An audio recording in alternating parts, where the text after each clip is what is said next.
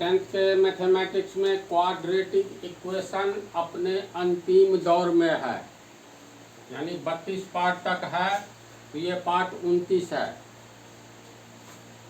Tenth का mathematics में quadratic equation NCERT से तुम लोग पढ़ रहे हो। ये समाप्त होने के बाद आरडी शर्मा में मैक्सिमम हिसाब एनसीईआरटी का मिल जाता है, तो छांट करके उसमें से बतला देंगे, फिर आरएस अग्रवाल में से भी बतला देंगे। तो चलो पार्ट 29 का ये उदाहरण नंबर 16 जो है ये पहले बतलाया हुआ है और बहुत अच्छी तरह बतलाया हुआ है, जस्ट हम रिवीजन कर देते हैं। द्विघात समीकरण 2x² - 4x + 3 = 0 का विविधकर ज्ञात कीजिए। इसका इंग्लिश होता है डिस्क्रिमिनेशन।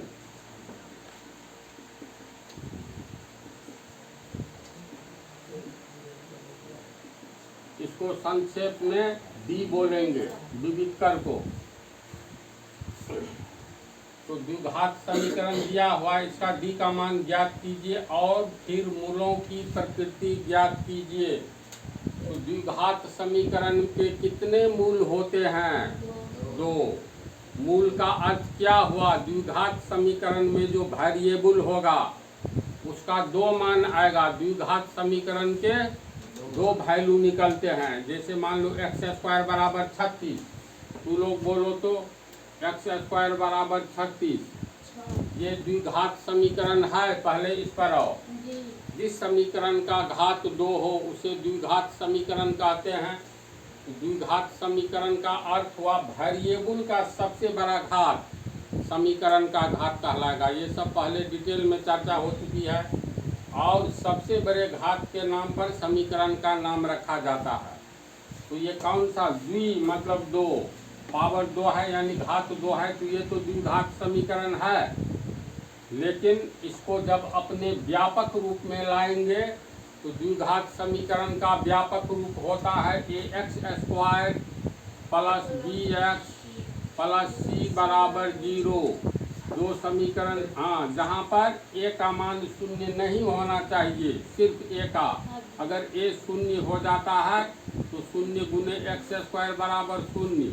ये वाला bx + c 0 का कोई वैल्यू नहीं है, तब देखो ये एक घात वाला समीकरण हो गया।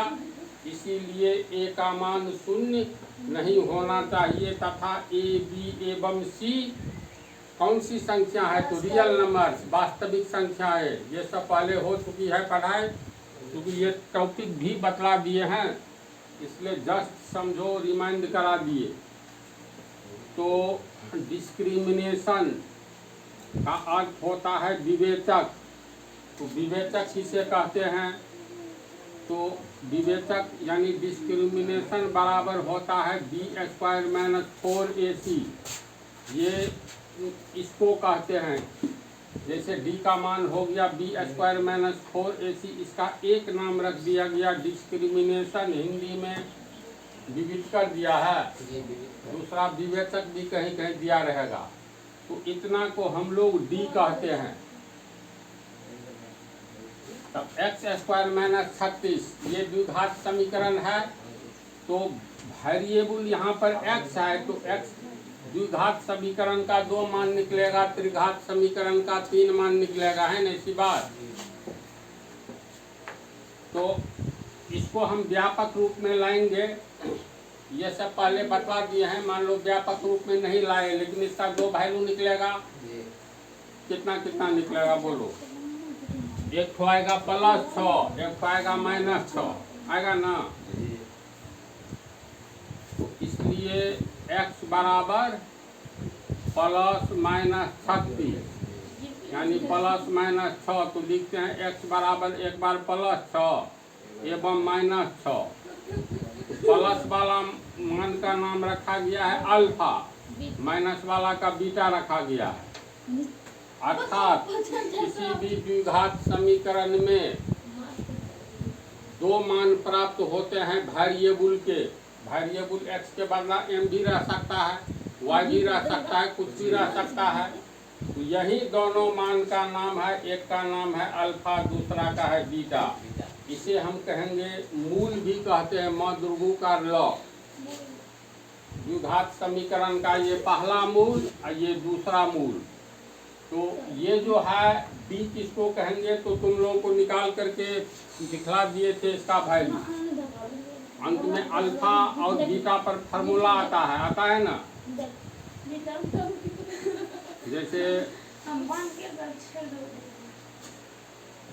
अल्फा बराबर -b plus 4b² minus 4ac बटा 2a। और बीटा में क्या करेंगे, -b रहेगा ही, सिर्फ यहाँ प्लस रहे तो अल्फा और माइनस रहे तो बीटा, इसको ये याद रखना, b² माइनस 4ac बटा 2a। तो वेरिएबल का पहला मान अल्फा कहलाएगा एवं दूसरा मान बीटा कहलाएगा। तो अल्फा और बीटा, जैसे अभी उदाहरण लेते हैं, x² बराबर कुछ भी लिखो, मान लो 5 लिखते हैं, तो इसीलिए x बराबर एक बार आएगा +√5 एवं दूसरे बार आएगा -√5, आएगा ना।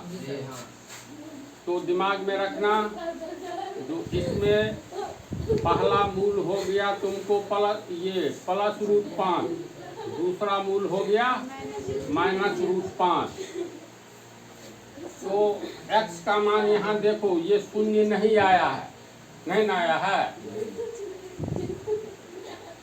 शून्य संख्याएं दो तरह की तीन तरह की होती है, कई तरह की होती है, तो मुख्य रूप से चर्चा करना है।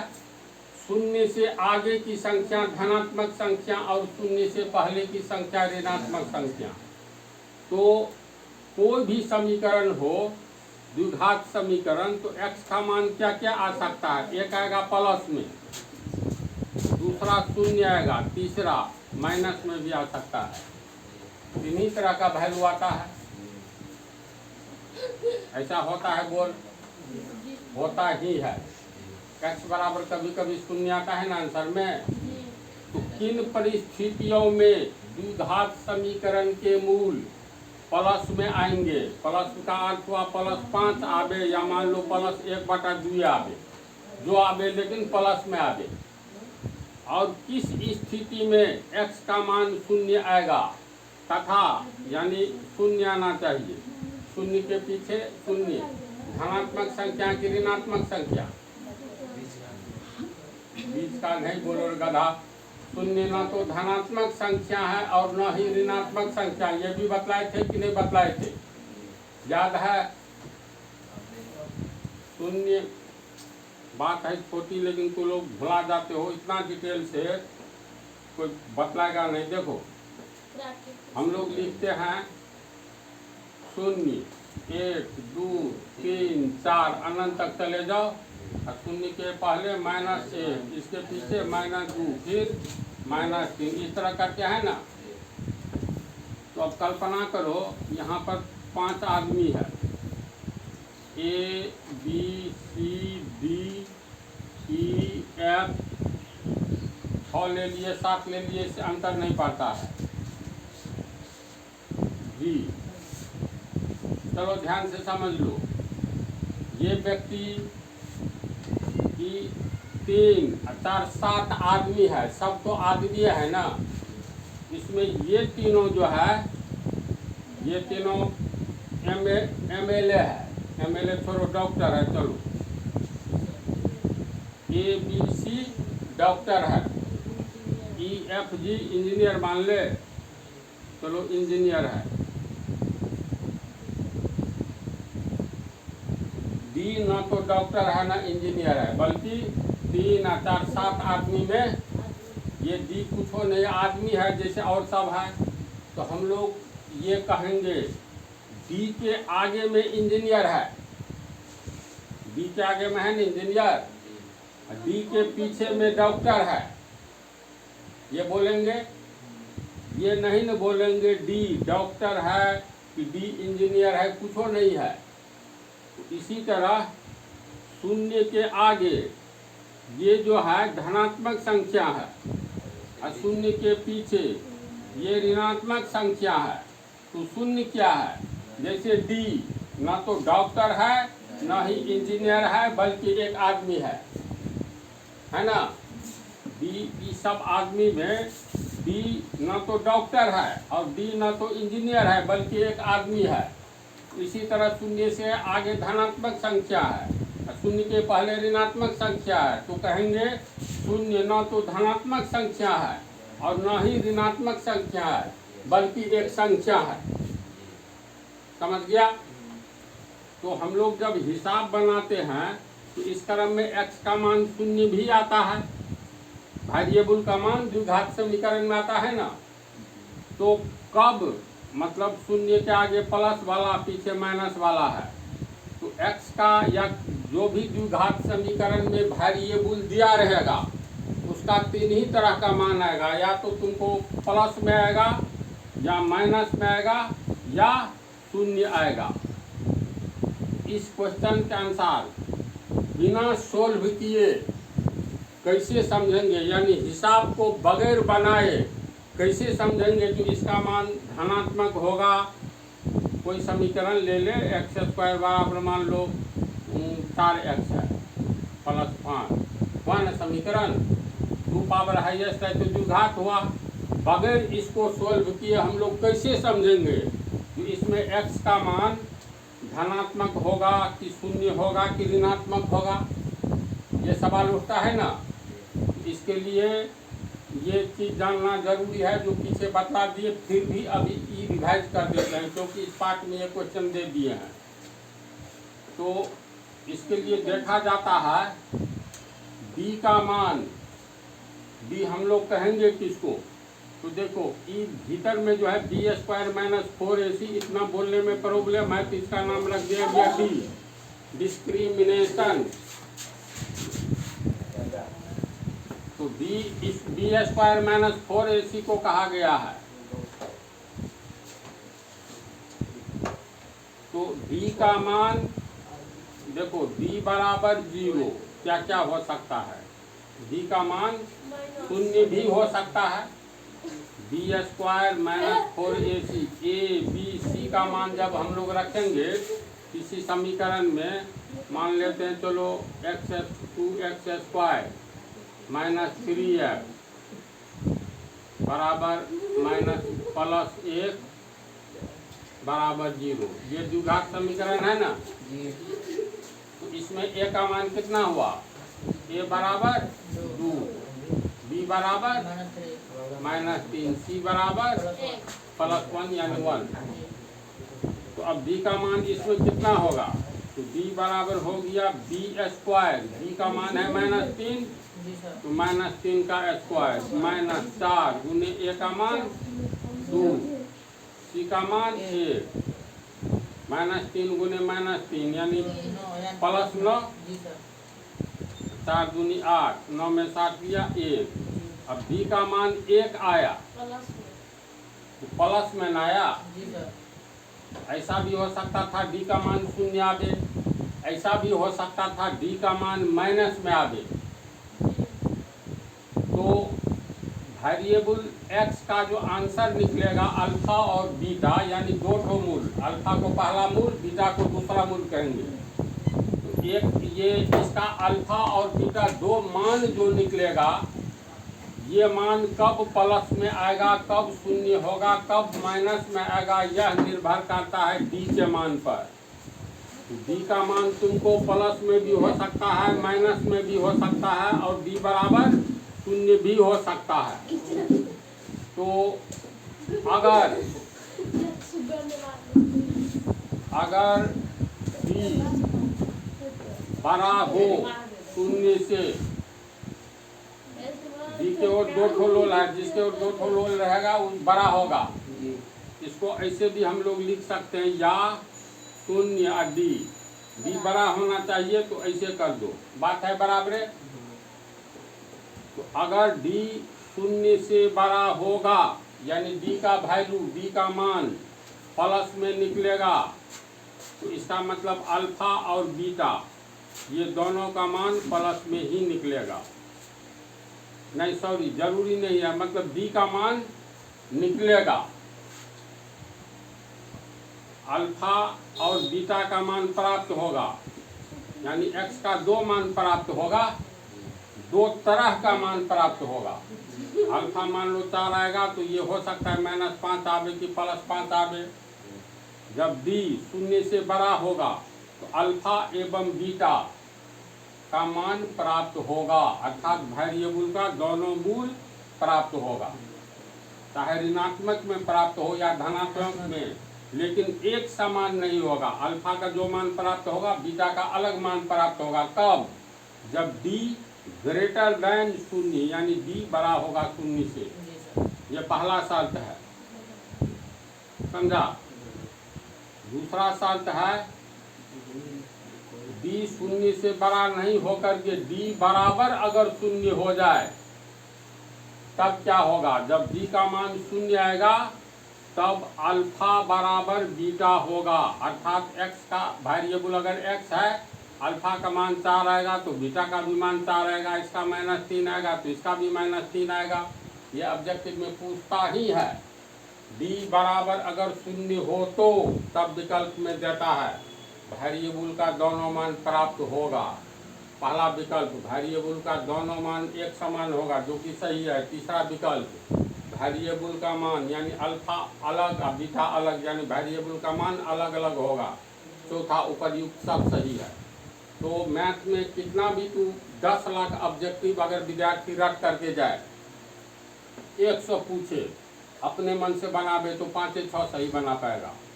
क्योंकि जड़ को पकड़ो, मैथमेटिक्स में कंसेप्ट आना चाहिए। जो कोई प्रॉब्लम कैसे बनेगा, तरीका कहते हैं इसको, बनाने की कला। सब्जी सब नहीं ना अच्छा बना पाता है, कोई बहुत अच्छा बना लेता है, तो कला जानता है, तो इसको थ्योरी कहते हैं, कंसेप्ट कहते हैं। डी का मान 0 होगा तो अल्फा बराबर बीटा होगा, यानी वेरिएबल का एक मान जो निकलेगा दूसरा वही निकलेगा। दूसरा पॉइंट। तीसरा पॉइंट है डी से 0 ही तो बड़ा हो सकता है, यानी 0 बड़ा होगा डी से। 0 बड़ा है डी से तो डी का मान, इसका मतलब निगेटिव है, माइनस में है। तो तीसरा शर्त है अगर 0 ग्रेटर देन डी, यानी 0 डी से बड़ा हो, तो ऐसी स्थिति में दिए गए द्विघात समीकरण में वेरिएबल का मान निकलेगा ही नहीं। निकलेगा तो काल्पनिक संख्या। अभी तुम लोगों को काल्पनिक संख्या पढ़ना नहीं है, इमेजिनरी क्वांटिटी। काल्पनिक संख्या का अर्थ रूट में ऋणात्मक संख्या को काल्पनिक संख्या कहेंगे। तो द्विघात समीकरण के मूल कब नहीं प्राप्त होंगे? तब नहीं प्राप्त होंगे जब 0 will be greater than D, यानी 0 बड़ा होगा डी से, डिस्क्रिमिनांट से, हिंदी विविधकर से या विवेचक से। समझा इसको अच्छी तरह? इसका हिसाब में उपयोग भी हुआ है बहुत ज़्यादा। और दूसरी बात ये जो है तुम लोगों को पाठ 29 है ना, हाँ, इसको हम थोड़ा संक्षेप में ही लिख दिया है, लेकिन यहाँ चोरी में समझ गया ना। अब आगे वाला हिसाब में थोड़ा सा जान है, तो इसको देखो। इस हिसाब में 17वां में तुम लोग को पीछे की एक बात बतला दे। इसमें जैसे वृत्त, ये वृत्त है, तो वृत्त के बीच में केंद्र होता है। इस केंद्र से जो रेखा गुजरेगी वो व्यास कहलाएगी। ये सब भी ये journey from point two circle, बिंदु से वृत्त की यात्रा में, ये सब बात बतला दिए हैं। अपलोड है यूट्यूब पर। ये ए बी व्यास है, तो अगर हम लोग इसको मिटा देंगे तो ऊपर वाला को आधा वृत्त कहेंगे, ऊपर से मिटा दे तो नीचे वाला को आधा वृत्त कहेंगे। तो चलो नीचे से ही मिटा देते हैं। ये आधा वृत्त का अर्थ हुआ अर्धवृत्त। तो 9th में एक थ्योरम है, साबित करे कि अर्धवृत्त के कोण समकोण होते हैं। यानी पंक्ति है अर्धवृत्त के कोण समकोण होते हैं। समकोण का अर्थ 90 डिग्री हुआ। कि साबित करना है तो अभी तुम लोग को मान करके चलो। तो अर्धवृत्त के कोण, इसमें कहीं कोण दिखाई देता है? तो अर्धवृत्त का कोण कौन कहलाता है? तो कोई भी अर्धवृत्त बनाओ तो ये ए और बी, ए बी जो व्यास है, ए से लेकर के ई परिधि पर कहीं भी एक रेखा खींचो। मान लो हम यहाँ खींच करके यहाँ मिला देते हैं, तो इस बिंदु पर काटा, सी बिंदु पर, फिर सी को बी से मिला दो, तो ये कोण जो बनता है ऊपर में, ई होता है 90 डिग्री किसी भी सूरत में। तो यही कहलाएगा अर्धवृत्त का कोण। मान लो इसको हम ऐसे खींचे और फिर इसको इससे मिला दो, ये बिंदु डी है, तो इस त्रिभुज, ये त्रिभुज बना, ये हो गया 90 डिग्री का कोण। और जब ये त्रिभुज का कोण 90 डिग्री हो तो समकोण त्रिभुज हो गया। जैसे भी जहाँ खींचोगे ना वहीं पर 90 डिग्री का कोण बना लेता है। ये भी होगा 90 डिग्री का। अनंत की रेखाएं खींची जा सकती है जी।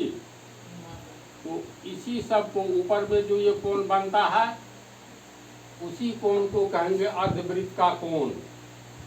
तो ये साबित करना है। साबित तो 2 मिनट में किया जा सकता है, लेकिन फिलहाल छोड़ो, इसी हिसाब को देखो। तो याद ये रखना है, अर्धवृत्त के कोण समकोण होते हैं। समझ गया?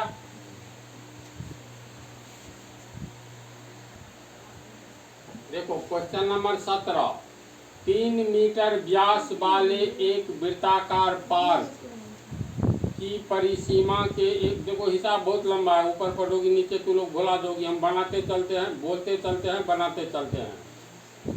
13 मीटर व्यास वाले एक वृत्ताकार पार्क, यानी एक वृत्ताकार पार्क है जिसका व्यास कितना है? तो 13 मीटर। तो चलो ये वृत्ताकार व्यास है कि वृत्त है, वृत्ताकार वृत्त। इसका केंद्र मान लो O है। इसके बाद ये इसका व्यास हो गया। केंद्र से गुजरने वाली हर एक रेखा, ये केंद्र हो गया तुमको O। अब बिंदु O से जो भी रेखा गुजरेगी, अब परिधि को दोनों ओर से स्पर्श करेगी, वह व्यास कहलाता है ना। तो व्यास जो है ये AB ले लेते हैं। तो 13 मीटर व्यास वाले एक वृत्ताकार पार्क, O केंद्र वाला एक वृत्ताकार पार्क है जिसका व्यास AB कितना है? तो 13 मीटर। AB हो गया व्यास। व्यास को संक्षेप में D लिखते हैं, डायमीटर। ये हो गया 13 मीटर। जहाँ तक चिन्ह मारे वहीं तक की बात है। की परिसीमा के एक बिंदु पर एक खंभा इस तरह गाड़ना है। अब यहीं तक आओ। परिसीमा का अर्थ होता है बाउंड्री। जैसे क्रिकेट में होता है ना, ऐसे ही वृत्ताकार जगह के भीतर सब खेलता है। बैट्समैन यहाँ से मारता है तो गेंद सीधे इसको टप गया तो कहता है बाउंड्री पार, 4 रन। ये 4 रन। बाउंड्री के ऊपर से गेंद भागता है तो छक्का, 6 रन। तो वृत्ताकार पार्क है ये कोई, जिसका व्यास AB है। AB दिया है 13 मीटर। इसमें एक फुटा गाड़ना है। परिसीमा का अर्थ होता है ये बाउंड्री।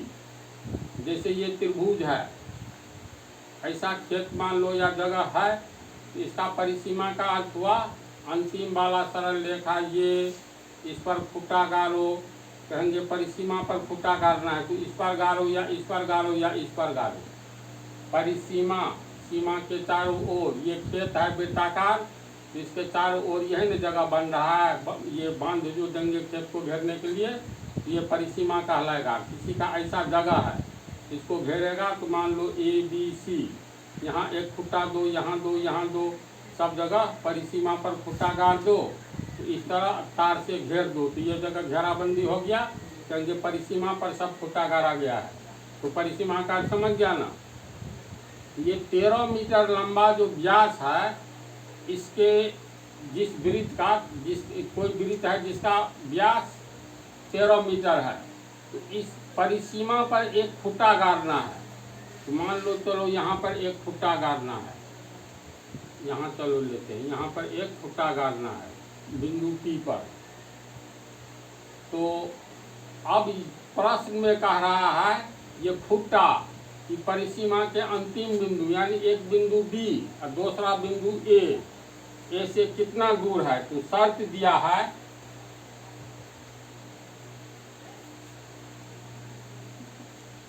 जैसे मान लो यहाँ पर फुट्टा करेंगे तो ये फुट्टा जो है ये परिसीमा के अंतिम बिंदु बी से कितना दूर है, अब ये इससे कितना दूर है।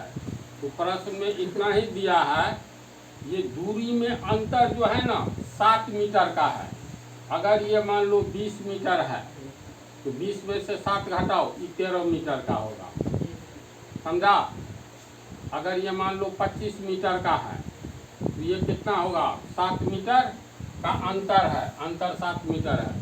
तो अंतर 7 मीटर है तो ये अगर 25 है तो ये 25 माइनस 7 मीटर होगा। 25 में से 7 घटाएंगे 18 मीटर का होगा। अगर ये मान लो x मीटर का है तो ये कितना होगा, 7 मीटर का अंतर है ना, तो ये x माइनस 7 मीटर का होगा। बात को समझा। अब व्यास दिया है 13 मीटर है, ये 13 मीटर है। तो कहता है फुट्टों से दोनों परिसीमा का दूरी निकालिए। तो अभी जो तुरंत बतलाए हैं इससे पहले ये व्यास है तो ये तो आधा वृत्त बन गया, तो ये तुमको वृत्त का कोण कहलाएगा, अर्धवृत्त का कोण अभी तुरंत बतलाए है ना। तो अर्धवृत्त के कोण समकोण होते हैं, तो ये कोण 90 डिग्री हो गया। जब ये 90 डिग्री हो गया तो त्रिभुज BPA एक समकोण त्रिभुज बन गया। तो लिखेंगे हम लोग को निकालना है फुट्टे की दूरी, जिसमें ये x मीटर है तो ये x माइनस 7 मीटर ये हुआ। एक को लंब मान लो, एक को आधार 90 डिग्री के सामने वाला कर्ण होता है तो व्यास कर्ण हो गया। तो इस समकोण त्रिभुज यानी समकोण त्रिभुज APB में कर्ण स्क्वायर बराबर लंब स्क्वायर जोड़ा आधार स्क्वायर लिखेंगे। कर्ण हो गया 90 डिग्री के सामने ये AB स्क्वायर यानी 13 मीटर का स्क्वायर होगा, और लंब स्क्वायर, इसको लंब मानते हैं तो x मीटर लंब हो गया। तो लंब स्क्वायर यानी x मीटर का स्क्वायर, ये आधार हो गया, आधार है x माइनस 7 मीटर, इसका स्क्वायर हो गया। अब इसको हम लोग तोड़ेंगे तो 13 मीटर गुने 13 मीटर यानी 169 मीटर गुने मीटर यानी मीटर स्क्वायर होगा। x मीटर का स्क्वायर, x मीटर गुने x मीटर यानी x square metre square. a minus b के तर्ज पर तोड़ेंगे, a स्क्वायर यानी x स्क्वायर माइनस 2ab, तो माइनस 2 a के जगह x, b के जगह 7 प्लस b स्क्वायर, तो b के जगह 7 है तो प्लस 7 स्क्वायर मीटर स्क्वायर का पोस्ट में इसको घेर देंगे, अंत में लिखेंगे मीटर स्क्वायर। मीटर स्क्वायर यहाँ भी है, यहाँ भी है, यहाँ भी, तो कॉमन में कट जाएगा तो कट गया। अब देखो एक समीकरण बन गया। तो समीकरण ये हुआ 169 बराबर x square plus plus plus x square plus minus minus 2 सत्ते 14x और प्लस प्लस प्लस 7 स्क्वायर का मतलब 7 दूनी 7 49 होगा। अब ये समीकरण निकल गया। इस समीकरण को बनाना तो इजी है।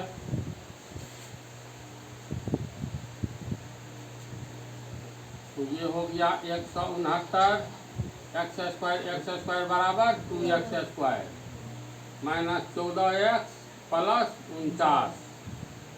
इसको पहले कर लेंगे तो 2x square minus 14x plus 49 बराबर 169।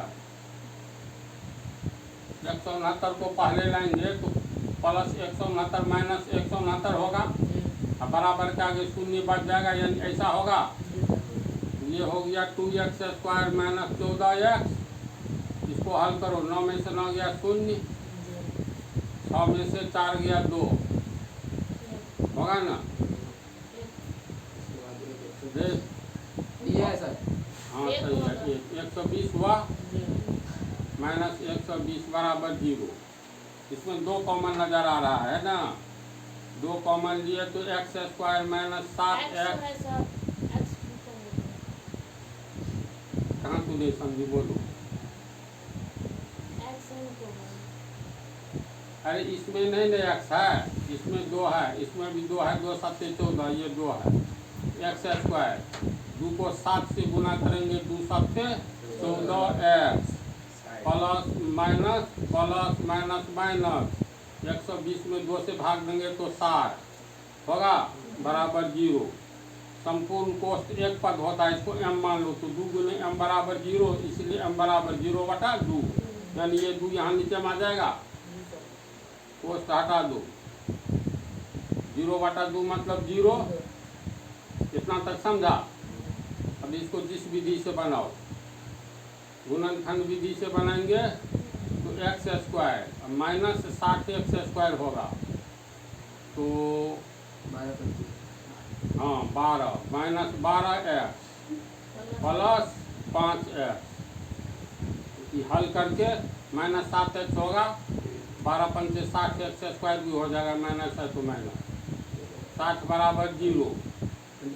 अब इसमें x कॉमन लेंगे, ये 2 ठो में तो 1 ठो x बच गया, x कॉमन हो गया तो माइनस 12, इसमें प्लस 5 कॉमन लो, प्लस है यहाँ प्लस लिए तो यहाँ प्लस प्लस प्लस प्लस 5 निकल गया, बच गया x। प्लस को किससे गुना करेंगे, माइनस होगा तो माइनस से, प्लस माइनस माइनस, अब 5 से भाग देंगे तो 12 पंचे 60 बराबर 0। तो ये तुमको हुआ।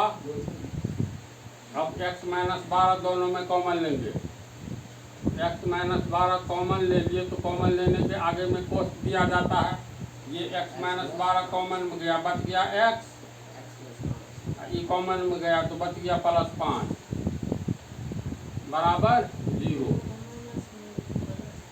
अगर हम लोग इसको रखते हैं तो x माइनस 12 बराबर 0/x प्लस 5 होगा बराबर 0, इसीलिए x बराबर 0 और प्लस 12 यानी x बराबर 12। एक मान आया x का, x बराबर 12। और अगर इसको रखे x प्लस 5 को, प्लस 5 है बराबर 0/x माइनस 12 बराबर 0 होगा, इसीलिए x बराबर -5 होगा। दूसरा वैल्यू आया -5। ये दोनों में कौन सा आंसर होना चाहिए, पता है बोलो। -5 क्यों नहीं होगा, इसलिए नहीं होगा जो x हम लोग माने हैं लंबाई, कहेंगे ये x मीटर है तो 12 मीटर ठीक है, अब -5 मीटर लंबाई इसको नीचे कम होता ही नहीं है, इसलिए आंसर में लिखेंगे x बराबर 12, फिर लिखेंगे P से Q तक की दूरी बराबर 12 मीटर। ये हो गया 12 में से 7 घटाओ, ये होगा 5 मीटर होगा, ये 12 मीटर होगा, ये 5 मीटर होगा। अब देख लो समकोण त्रिभुज में लंब स्क्वायर जोड़ आधार स्क्वायर बराबर कर्ण स्क्वायर, 12 स्क्वायर 144 और 5 स्क्वायर का मतलब 25, जोड़ो 169 हो जाता है, 13 स्क्वायर के बराबर हो जाएगा ना, आंसर सही है। तो इस हिसाब को अच्छी तरह तू लोग समझा। चलो ठीक है, अब अगले पार्ट में।